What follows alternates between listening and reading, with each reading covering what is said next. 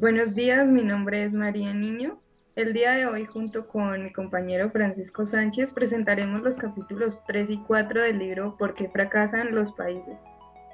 El capítulo tercero, mm, llamado La creación de la prosperidad y la pobreza, los autores analizan el caso de las dos Coreas, dos países separados desde 1950. La del norte, bajo un régimen comunista hermético, es pobre, sin formación ni iniciativa empresarial. Y la del sur,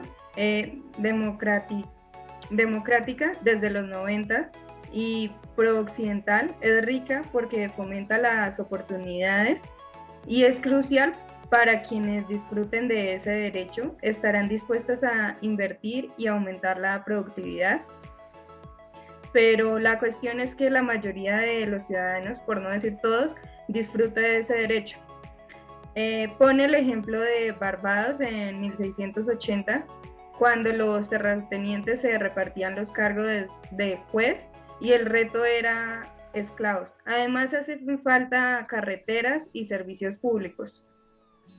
En América Latina existía la propiedad privada, pero la del indígena era poco segura. Por ello, el sistema legal no debe discriminar ni servir a instituciones extractivas que tienen como objetivo la de extraer rentas y riqueza de un subconjunto de la sociedad para que solo, que solo beneficiará en sí a los más ricos. En cambio, las instituciones inclusivas crean mercados inclusivos. A continuación les hablaré un poco más de lo que nos habla este capítulo de las instituciones económicas extractivas e inclusivas. Las instituciones económicas extractivas nos habla de la propiedad, que la propiedad privada no existe, hay desigualdad de oportunidades, un sistema legal parcial, extracción de rentas y riquezas de un subgrupo para beneficiar a otro, instituciones económicas inclusivas, fomentan la participación de las personas en actividades económicas, la seguridad de la propiedad privada, un sistema jurídico imparcial, garantiza el derecho a tener propiedad privada, algo que se vuelve crucial. ¿Qué son los motores de prosperidad? Estos son la tecnología y la educación. Para lo que es el fomento de la propiedad privada, permiten la creación de nuevas empresas que pueden dar vida a nuevas tecnologías. La educación genera el conocimiento científico sobre el que se construye el progreso. Ahora les hablaré un poco de lo que es las instituciones políticas extractivas e inclusivas, dándoles a entender qué son las instituciones políticas extractivas. Estas concentran el poder en manos de una élite reducida, crea instituciones económicas estructuradas por dicha élite para extraer recursos del resto de la sociedad, van de la mano con las instituciones económicas extractivas. Estas instituciones inclusivas son suficientemente centralizadas y pluralistas, confieren el poder ampliamente, eliminan las instituciones económicas que expropian los recursos de la mayoría, levantan barreras de entrada y suprimen mercados que benefician solamente a unos cuantos. Es decir, esta es como la que creo que sería la más viable en América Latina y la que debería imperar en todo el mundo, porque es la que más incluye económicamente a todos y deja participar más. Bueno, ahora le damos el paso a mi compañero Francisco Sánchez. Bueno, pues tal como lo dice la compañera y nos trae a colación unos ejemplos, pues básicamente pues el texto nos habla de las economías inclusivas y la economía extractiva. Pues ya en el capítulo 4 pues ahí nos empieza a hablar sobre la peste negra, de cómo este acontecimiento o este acontecimiento que pues trajo muertes más que todo pues en Europa, donde inclusive en algunos países terminó con la mitad de la población. Entonces, a raíz de esto, pues la Europa occidental cambia su economía, por decirlo así, cambia su visión porque se empieza o sea, se venía un sistema feudal donde pues el señor feudal era pues quien acaparaba, por decirlo así, todas las riquezas y todas las ganancias o los productos que hacían los esclavos en las tierras eh, que se les impartía o que se les daba a cambio de que ellos solamente pudieran vivir ahí y conformarse con tan solo migajas. Y pues aquí vemos que a raíz de la peste negra pues acabó con gran parte de la población, pues ya no había quien realizara estas labores, digámoslo así, que venían realizando los esclavos. Entonces a raíz de esto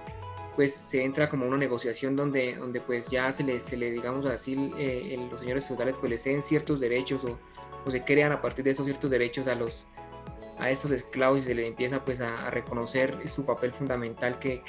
ocupan, que de una u otra forma era el papel principal para que los señores feudales tuvieran sus riquezas.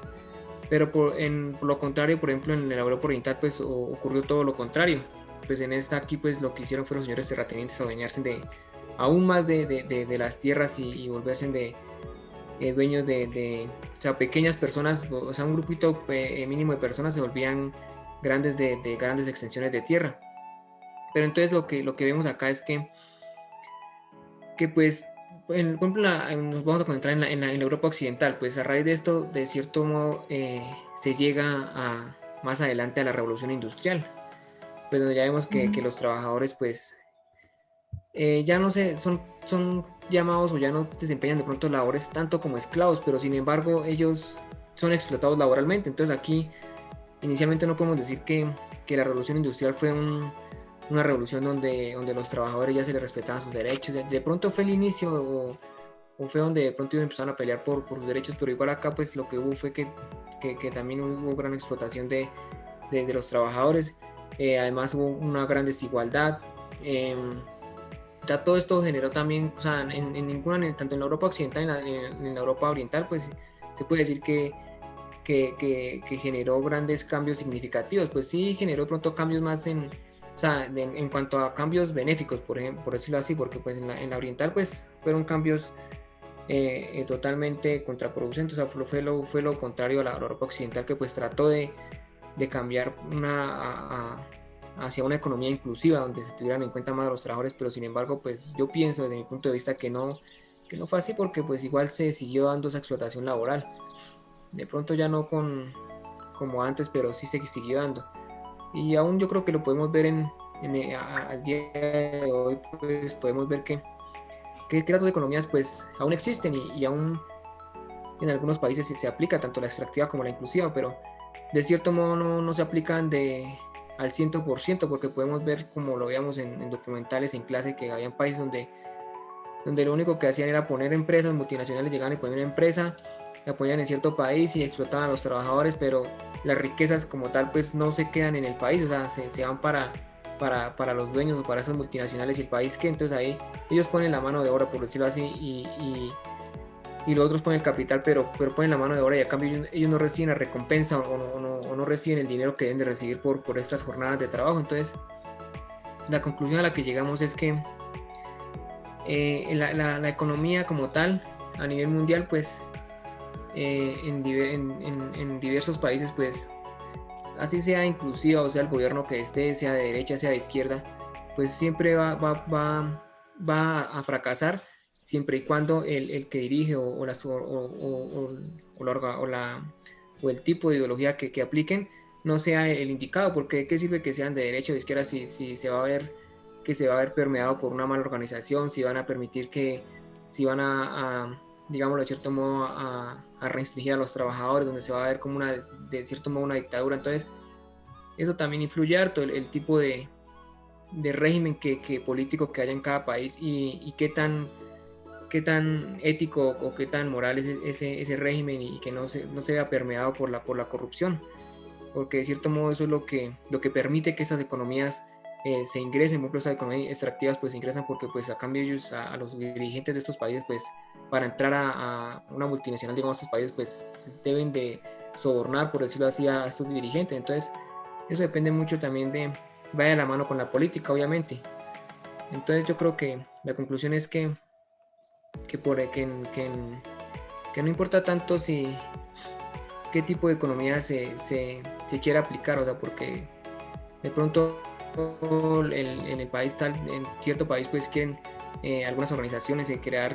economía o las personas quieren una nueva economía, pero si el régimen o las personas encargadas de implementar y de decretar estas políticas no son las apropiadas o no son las personas idóneas para llevar a cabo esto, pues nunca se va a llegar a concretar una economía inclusiva que verdaderamente tenga en cuenta pues la labor del sector de los trabajadores, que son, yo creo que son si no hubieran trabajadores, si no hubiera la mano de obra, por decirlo así, no habría quien moviera la economía. De una u otra forma importan más los trabajadores que el capital o lo que haya, porque pues sin capital de una u otra forma, pero pues pienso que sin embargo pues no en ningún país se tiene en cuenta hasta el momento no he visto el primer país que tenga más en cuenta o que tenga más privilegios que en el trabajador que en aquella persona que de pronto invierte o la persona capitalista. O sea, siempre se tiene en cuenta más el sector capitalista que el sector de los trabajadores, pues se les dan más prebendas, son los que finalmente se quedan con las grandes ganancias y todo eso. Y pues bueno, ya con estos comentarios pues finalizamos nuestra opinión crítica respecto a las lecturas y pues lo que nos dejó estas lecturas para nosotros, o lo que podemos percibir de estas lecturas. Bueno, muchas gracias.